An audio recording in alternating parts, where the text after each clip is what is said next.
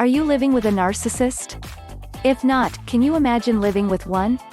A narcissist is someone who always thinks he is of great importance, he thinks only of himself, he is preoccupied with thoughts of only himself, a self-absorbed individual, conceited or simply selfish.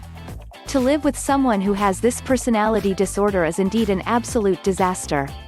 If you have to deal with a narcissist, then look at his positive side.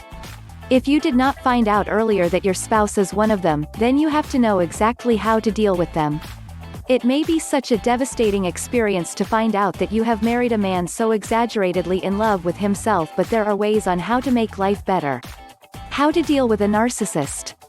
Be realistic. If you have been waiting for him to nurture you, stop it right now, because what you've been waiting for will never happen.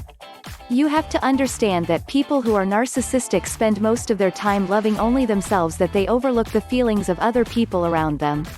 Thinking how better they are than the rest is the only way they feel good about themselves. Focus on your own self-esteem by focusing on your self-worth.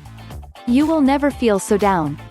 Since you know that you are with a self-centered person, you have to train yourself to handle the feeling of being pushed behind. Stay positive and do not take it personally, since you already know there is nothing wrong with you. These two things mentioned above may seem to be so impossible to do, especially if you have allowed yourself to be drained emotionally. Fortunately, there is still a way out of this situation. How? Do not entertain his behavior. Yes, if he starts talking about himself again, try getting away with it by changing the topic. This will now be a challenge to you, to become the influencer instead of you being influenced. The moment he starts talking about how great he is, knock it off by being straightforward. But you have to do it the right way, and that's saying it without arrogance.